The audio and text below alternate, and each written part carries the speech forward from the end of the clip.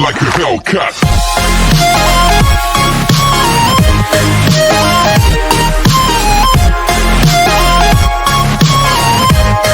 Movie की starting में हम ब्यूटीफुल गर्ल्स के लिए पिल्स की एक एडवर्टीजमेंट देखते हैं। ये एडवर्टीजमेंट क्लेम करती है कि ये दवाई लड़कियों के ब्रेन के नर्व और जेन्स को रीऑर्गेनाइज करती है और उन्हें एक खूबसूरत लड़की में बदल देती है।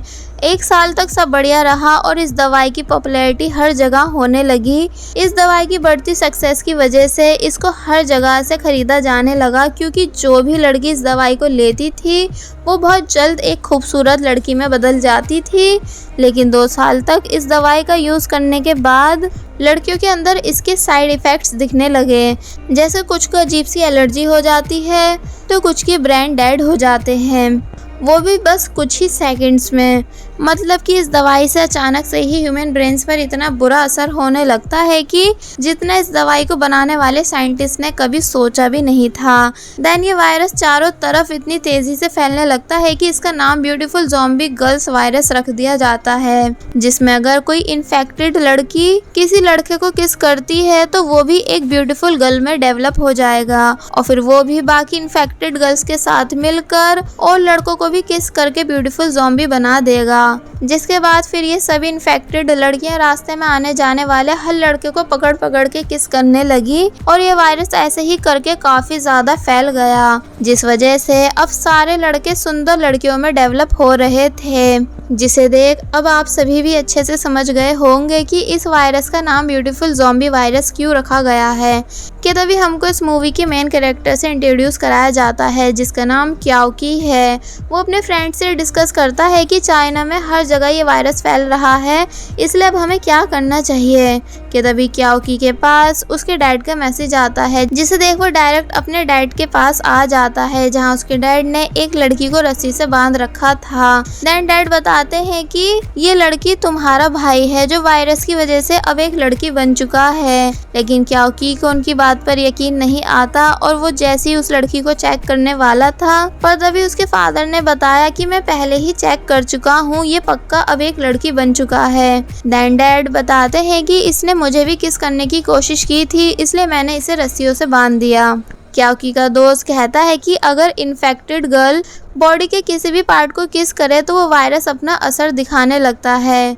कि तभी अचानक डैड को कुछ होने लगता है, यानी उनकी बॉडी में तेज दर्द होने लगता है। फिर पता चलता है कि क्याओकी के भाई ने डैड के हाथ पर एक्सीडेंटली किस कर दी थी। कि तभी डैड बेहोश होने लगते हैं और पीछे गिर जाते हैं, जिन्हें देख क्याओकी और उसके दोस्त को लगता है कि शायद अब डैड मर चुके हैं। कि तभी उन्हें पता चलता है कि डैड मरे नहीं बल्कि एक ब्यूटीफुल गर्ल में डेवलप हो चुके हैं। फिर जब जैसे वो क्याओकी के पास आकर उसको भी ज़बरदस्ती किस करने की कोशिश करते हैं, कि तभी क्याओकी का दोस्त उन्हें क्याओकी से दूर कर देता है।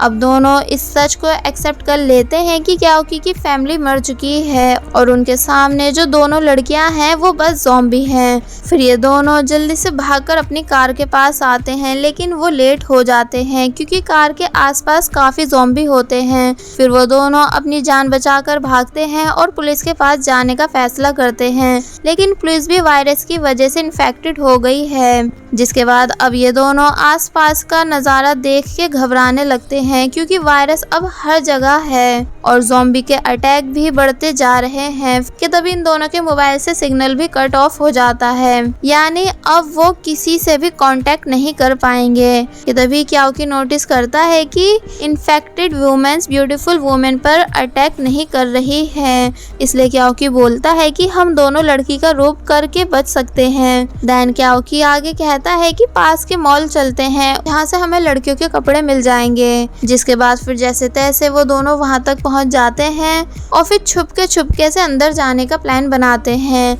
लेकिन अब क्योंकि मॉल के सामने बहुत ही सारी लड़कियाँ थी, जिस वजह से दोनों को बिल्कुल भी समझ नहीं आता कि अब आगे वो क्या करें, यानी कैसे इस मॉल के अंदर एंटर करें। कि तभी क्याओकी का फ्रेंड बोलता है कि मैं उनको डिस्ट्रैक्ट करता हूँ, तुम मॉल में चले जाना। जिस बात के लिए क्याओकी बिल्कुल भी तैयार नहीं होता, लेकिन उसका दोस्त बोलता है कि इससे अच्छा कोई तरीका नहीं होगा मरने का कि एक साथ मुझे इतनी सारी लड़कियां किस करें, क्योंकि मैं कभी किसी लड़की के साथ रिलेशन में नहीं आया, इसलिए मेरे लिए ये एक बहुत ही अच्छा चांस है उन सभी लड़कियों के क्लोज जाने का। ये बोलकर क्याओकी का दोस्त मॉल के सामने खड़ी लड़कियों को डिस्ट्रैक्ट करता है, जिसे देख वो सभी लड़कियां भागती हुई क्याओकी के दोस्त के पास आकर उसको बहुत सारी किस करने लगती हैं।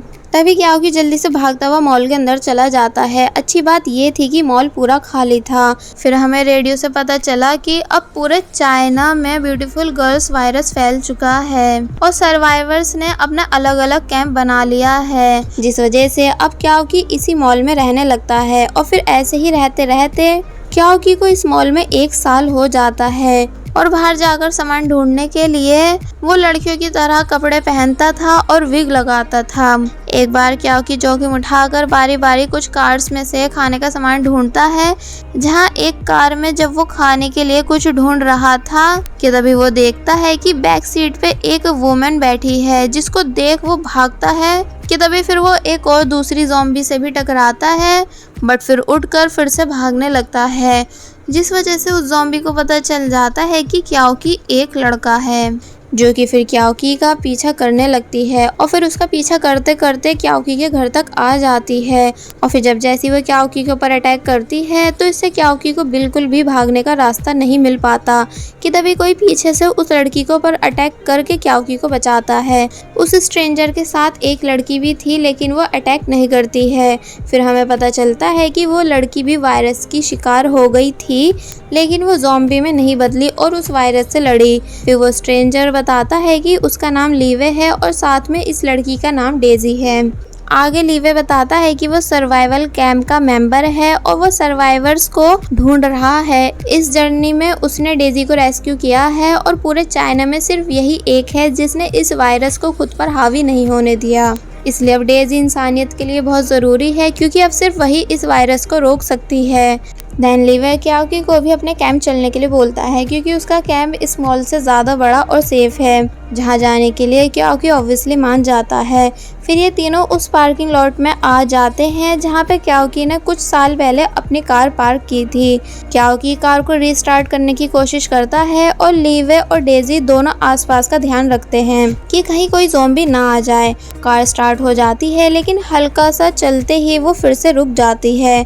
तो फिर लीवे कार का इंजन चेक करता है एंड क्याओकी बहुत ही ज़्यादा गुस्से में कार को लात मारता है, जिस वजह से हॉर्न बजने लगता है। तो ये देख वो तीनों काफ़ी ज़्यादा डर जाते हैं। तभी लीवे जल्दी से हॉर्न को ऑफ करता है, बट तभी लीवे को महसूस होता है कि जैसे आसपास कोई हो, इसलिए वो तुरंत क्याओकी और डेजी को कार में बैठने के लिए बोलता है। क्याओकी अभी कार को स्टार्ट करने की काफ़ी कोशिश कर रहा था, लेकिन वो होती नहीं कि तभी इतने में काफ़ी सारी लड़कियां धीरे धीरे इनकी कार की तरफ आने लगती हैं, जिसे देख वो तीनों डर जाते हैं। पर तभी लकीली इनकी कार भी स्टार्ट हो जाती है, जिसके बाद जब तीनों सर्वाइवल कैंप के लिए जाते हैं तो उन्हें एक आदमी फॉलो करता है, जो कि राइवल कैंप का एक मेंबर है, यानी वो कैंप जो लोगों से उनका खाना छीनते हैं। देन अब कैंप पहुंचने के बाद लीवे डेजी को एक माउथ डिवाइस पहना देता है, ताकि कैंप में जो लड़के हैं वो उससे ना डरे। वैसे तो डेजी पर इस वायरस का कोई असर नहीं होता, पर तब भी कैंप में डेजी से कोई बात नहीं करता, सिर्फ क्याओकी के अलावा, क्योंकि अब वो डेजी को अपनी दोस्त मानने लगा था एंड इसलिए डेजी भी क्याओकी के सामने अपना माउथ डिवाइस उतार देती है। देन अब लीवे इन्वेस्टिगेशन कॉर्प्स के ग्रुप को बुलाता है, जो काफ़ी बहादुर हैं। देन सब जमा होते हैं सिटी से फूड लाने के लिए, और आज लीवे की भी बारी थी, इसलिए वो भी लड़कियों का ड्रेसअप कर लेता है और डेजी को टावर चलने के लिए बोलता है। क्याओकी भी इन सभी के साथ जाना चाहता था, पर लीवे उसे अपने साथ ले जाने से मना कर देता है। एंड देन ये सभी वहाँ से चले जाते हैं कि तभी क्याओकी देखता है कि राइवल कैंप का एक मेंबर किसी को उनके कैंप के बारे में इंफॉर्मेशन दे रहा है, इसलिए वो उस पर्सन के पीछे आकर खड़ा हो जाता है, जिसे देख जब जैसे वो पर्सन भाग ही रहा था पर तभी क्याओकी लगातार उसके ऊपर पीछे से अटैक करके उसको बेहोश कर देता है और फिर अपने कैंप के मेंबर्स को बचाने के लिए निकल जाता है। और वहीं दूसरी तरफ लीवे जो कि अपने साथियों के साथ ट्रक में खाने का सामान भरवा रहा था कि तभी उसको राइवल कैंप के मेंबर्स की आने की आवाज़ें आने लगती हैं, जो कि बहुत ज़ोरों शोरों से हल्ला मचाते हुए लीवे की तरफ आ रहे थे। एंड साथ ही उन्होंने भी अपनी सेफ्टी के लिए लड़कियों का ड्रेसअप किया हुआ था, जिन्हें आता देख लीवे अपने दोस्तों को जल्दी से छुपने के लिए बोल देता है। एंड डेजी सामान के साथ ट्रक के अंदर ही छुप जाती है। फिर जब राइवल कैंप के मेंबर्स ट्रक के पास आकर उसे खोलने की कोशिश करते हैं तो उन सभी को डेजी ड्रिल मशीन से डराकर भगाने लगती है। एंड साथ ही इनकी टीम का एक स्नाइपर ऊपर से फायरिंग भी स्टार्ट कर देता है, जिस वजह से वो सभी लोग इधर से उधर भागने लगते हैं। और क्याओकी भी डेजी के पास आकर उसको अपने साथ एक सेफ जगह ले जाता है। गोलियों की ये लड़ाई काफ़ी सीरियस होती जा रही थी। आखिर में राइवल कैंप के एक मेंबर के चेस्ट पे गोली लग जाती है, जिससे उसकी मौत हो जाती है और स्नाइपर की आंख में गोली लग जाती है, जिस वजह से उसकी भी मौत हो जाती है। इस लड़ाई में लीवे के सभी मेंबर्स मारे जाते हैं, लेकिन लीवे, डेजी और क्याओकी ये तीनों बच जाते हैं। और फिर ये तीनों सेफ जगह जा ही रहे थे कि तभी इनको राइवल कैंप के मेंबर्स ने घेर लिया। राइवल्स कैंप का एक मेंबर डेजी के मुंह पर डिवाइस लगा देता है और उसकी चाबी फेंक देता है। फिर राइवल्स कैंप का लीडर डेजी से मिसबिहेवियर करने लगता है, यानी उसका फ़ायदा उठाने की सोचता है। लेकिन डेजी वो डिवाइस ईजिली उतार देती है, क्योंकि उसने पहले ही इस डिवाइस में कुछ चेंजेस कर दिए थे। और फिर डेजी उस राइवल कैंप के लीडर के हाथ पे किस कर देती है, जिस वजह से वो लीडर लड़की बनने लगता है। तो ये देख बाकी सब लोग डर के भाग जाते हैं। फिर हम देखते हैं कि तीनों चुपके से उस ट्रक को देखते हैं जिसमें वो आए थे, लेकिन आसपास ज़ॉम्बी खड़ी होती है। तो ये देख लीवे उन दोनों को वहीं रुकने के लिए बोलता है और अकेले उन सभी से लड़ने जाता है। फिर ये तीनों ड्राइव करते हुए जाने लगते हैं। थोड़ी बहुत आगे जाने के बाद लीवे कहता है कि वो भी अब ज़ॉम्बी बनने वाला है, इसलिए वो दोनों उसे यहीं छोड़ दे, क्योंकि उसे भी ज़ॉम्बी लड़कियों ने किस कर ली थी।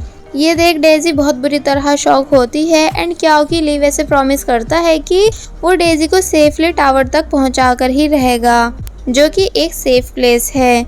जिसके बाद लीवे ट्रक से उतर जाता है एंड ये दोनों उसे ना चाहते हुए भी छोड़ के आगे निकल जाते हैं। और फिर काफ़ी देर तक ड्राइव करने के बाद क्याओकी एक सुनसान जगह पे ट्रक रोकता है। रात को काफ़ी ठंड थी, इसलिए क्याओकी आग जलाता है और दोनों के लिए ड्रिंक तैयार करता है, जहाँ डेजी क्याओकी को बताती है कि उसका हस्बैंड इसी वायरस की वजह से 1 साल पहले मारा गया, क्योंकि किसी अननोन लड़की ने भी उससे किस कर ली थी। तो ये सुन क्याओकी हैरान होता है। और फिर अब जब थोड़ी बहुत देर के बाद जब जैसी क्याओकी डेजी को किस करने ही वाला था, क्योंकि अब वो डेजी को पसंद करने लगा है, पर तभी डेजी अपने लिप्स पे हाथ रख लेती है। तो ये देख क्याओकी डेजी के हाथ पे किस कर देता है। फिर सुबह को दोनों टावर के लिए निकलते हैं। टावर पहुंच के दोनों डिसअपॉइंट हो जाते हैं, क्योंकि आसपास कोई भी नहीं दिख रहा था। दोनों को लगता है कि शायद यहाँ भी ज़ॉम्बी अटैक हो चुका है, इसलिए अब यहाँ कोई भी नहीं। पर जब जैसे कुछ ज़ॉम्बीज़ का ग्रुप उनके ऊपर अटैक करने के लिए आता है, तो ये देख फैक्ट्री के आदमी ज़ॉम्बी के ऊपर अटैक कर देते हैं। ज़ॉम्बी को मारने के बाद शाओ चैंग, जो टावर का लीडर है, वो क्याओकी और डेजी को वेलकम करता है। फिर शाओ चैंग बताता है कि ये टावर एक फैक्ट्री है, जहाँ आर्मी और साइंटिस्ट इस वायरस का इलाज ढूंढ रहे हैं। देन शाओ चैंग इन दोनों को अपने राइट हैंड यानी बिग बी से मिलवाता है। जिसके बाद अब हम देखते हैं कि ये सभी डेजी को साइंटिस्ट के पास लेकर आते हैं, ताकि वो उसके ब्लड का सैंपल लेकर सर्च कर सकें। ब्लड सैंपल देने के बाद डेजी को रूम में भेज दिया जाता है, ताकि वो रेस्ट कर सके। फिर शाओ चैंग क्याओकी को टावर की फैसिलिटीज़ दिखाता है और उसे लैब लेकर जाता है, जहां वो उसे डॉक्टर हाउ से मिलवाता है। डॉक्टर हाउ कुछ ब्लड सैंपल चेक कर रहे थे। देन शाओ चैंग बताता है कि डॉक्टर हाउ अल्कोहलिक हैं, जिस वजह से इन्हें चीज़ें याद नहीं रहती, लेकिन उनके पास यही एक बेस्ट रिसर्चर हैं। फिर क्याओकी लैब में पार्ट लेता है ताकि वह हेल्प करवा सके। उस लैब में इन्फेक्टेड लड़कियां थी, जिनको साइंटिस्ट स्टडी कर रहे हैं। फिर शाओ चैंग क्याओकी को एक रूम दिखाता है, जहां काफ़ी सारे बेबीज़ होते हैं। शाओ चैंग बताता है कि ये बेबीज़ को रिसेंटली रेस्क्यू किया गया है, क्योंकि इनके पेरेंट्स ज़ॉम्बीज़ बन चुके थे। तो ये सुन क्याओकी इस बात पर ज़्यादा ध्यान नहीं देता। वेल, अब डिनर टाइम पे डॉक्टर हाउ ने हमेशा की तरह ड्रिंक की हुई थी, इसलिए वो नशे की हालत में बोलने लगते हैं कि एंटीडोट बनाने के लिए हमें डेजी के ब्रेन से केमिकल निकालना होगा और ऐसा करने से वो तुरंत मर जाएगी। लेकिन ये एंटीडोट ह्यूमंस के लिए काफ़ी नहीं है। तो ये सुन के आओकी जब जैसी कंफ्यूज होकर शाओ चैंग की तरफ देखता है तो शाओ चैंग के रिएक्शन देखकर हमें पता चलता है कि शाओ चैंग को पहले ही ये सब बातें पता थी। इसलिए क्याओकी शाओ चैंग को धक्का देकर डेजी का हाथ पकड़ के वहाँ से भागने लगता है। दोनों के पीछे शाओ चैंग, बीबी और बाकी लोग भी भागते हैं और फिर भागते भागते क्याओकी और डेजी गलती से नॉन इन्फेक्टेड वुमेन्स के रूम में एंटर हो जाते हैं। यानी सिर्फ डेजी नहीं है जिसके ऊपर इस वायरस का असर नहीं होता, बल्कि उसकी जैसी और भी बहुत सारी लड़कियां हैं। तो अब ये देख, इससे पहले कि क्याओकी और डेजी उन लड़कियों से कुछ पूछ पाते कि तभी बिग बी क्याओकी के सर पे कुछ मार के उसे बेहोश कर देता है। जिसके बाद जब क्याओकी की आंखें खुलती है तो तब उसे शाओ चैंग बताने लगता है कि जो लड़कियां खुद को इस वायरस से ठीक कर पा रही हैं उन्हें विजडम स्पेसाइज कहा जाता है। यानी इनके दिमाग में एक काफ़ी खास तरह का केमिकल होता है जो कि इस वायरस का एंटीडोट बना सकता है, जिसकी हेल्प से वो इस पेंडेमिक को एंड कर सकते हैं।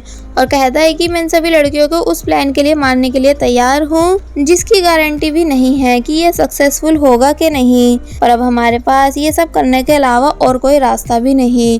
इसलिए मैंने अपने आदमियों को इन लड़कियों के साथ इंटीमेट होने के लिए कहा और इन लड़कियों को फोर्स किया कि ये बेबीज़ को जन्म दें। यानी जो क्याओकी ने पहले बेबीज़ देखे थे वो रेस्क्यू किए हुए नहीं थे, बल्कि उन्हीं लड़कियों के हैं जिन्हें उन्होंने अपने सर्च के लिए कैदी बना रखा है। आगे शाओ चैंग बताता है कि जब ये लड़कियां मर जाएंगी तो तब मैं इन बेबीज़ का भी यूज़ करके एंटीडोट बनाऊंगा। तो ये सब सुनने के बाद क्याओकी काफ़ी कुछ सोचने के बाद इंसानियत के खातिर शाओ चैंग का साथ देने के लिए मान जाता है, पर कहता है कि मैं डेजी से अकेले में कुछ बात करना चाहता हूँ। जिस बात के लिए शाओ चैंग मान जाता है और क्याओकी को डेजी के पास भेज देता है। डेजी से बात करने के बाद वो सभी के सामने बताता है कि वो शाओ चैंग के साथ है। तो ये सुन डेजी क्याओकी से बहुत ही ज़्यादा गुस्सा हो जाती है और गुस्से में क्याओकी को मारने ही वाली थी, बट बिग बी वहाँ आकर उसे रोक लेता है।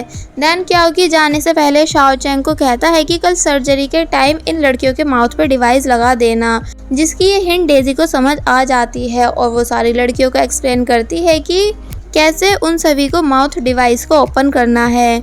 नेक्स्ट डे सभी गर्ल्स को ब्यूटीफुल ड्रेस पहनाई जाती है, जिसके बाद जब ड्रेस पहनकर ये लड़कियां बाहर आती हैं तो तब इन सभी को बारी बारी से माउथ डिवाइस पहना दिया जाता है, जो कि क्याओकी ने सीक्रेटली मॉडिफाई कर दिया था। सभी लड़कियों को माउथ डिवाइस पहनाने के बाद ऑपरेशन रूम लेकर जाया जाता है एंड उन्हें वेंटिलेटर पर लिटा दिया जाता है। और वहीं क्याओकी ज़ॉम्बी बनी सभी लड़कियों को आज़ाद कर देता है, जिससे शाओ चैंग और उसके आदमियों का ध्यान भटक जाता है।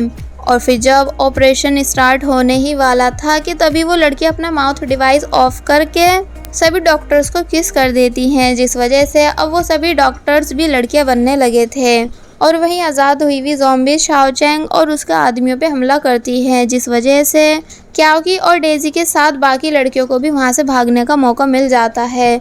उनका ये प्लान काम भी कर रहा था। फिर सभी लड़कियां जिन्होंने बेबीज़ को जन्म दिया था वो अपने अपने बेबीज़ को उठाकर फैक्ट्री से बाहर आ जाती हैं, पर क्याओकी और डेजी शाओ चैंग से लड़ते हैं, जहाँ जब जैसी डेजी मौका देखते ही शाओ चैंग के भी हाथ पे किस कर देती है।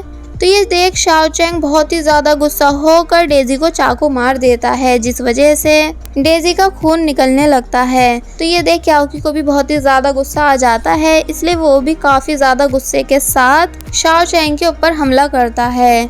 देन डेजी की ख़राब हालत देखकर उसके पास आता है और डेजी को हिम्मत रखने के लिए बोलता है। एंड देन ये दोनों रेडियो पर टावर सर्वाइवर कैंप की सारी सच्चाई बताते हैं, ताकि अब कोई भी यहाँ इस धोखे में ना आए कि यहाँ आकर उनकी जान बच जाएगी, जिन बातों को रेडियो से पूरा चाइना सुनता है। देन अब क्याओकी और डेजी दोनों ही ये बात जानते थे कि डेजी अब नहीं बच पाएगी, इसलिए क्याओकी डेजी को अकेला छोड़कर जाने से मना कर देता है। और फिर वो दोनों दो वायर्स को मिलाकर फैक्ट्री में ब्लास्ट करने का डिसाइड करते हैं और फिर एक दूसरे को इमोशनली देखने के बाद किस करते हैं, क्योंकि उन्हें पता है कि अब वो दोनों बिल्कुल भी बच नहीं पाएंगे। कि तभी फिर इन दोनों के रूम में एक बहुत ही बड़ा ब्लास्ट होता है, जिससे पूरी बिल्डिंग तबाह हो जाती है जिसे बाहर से बाकी सब गर्ल्स भी देख रही थी और यहाँ वो क्याओकी और डेजी के लिए काफ़ी बुरा भी फील करती हैं, पर फिर अपने अपने बेबीज़ के साथ वहाँ से जाने का डिसाइड करती हैं और बस फिर इसी के साथ ये मूवी यहीं पर एंड हो जाती है।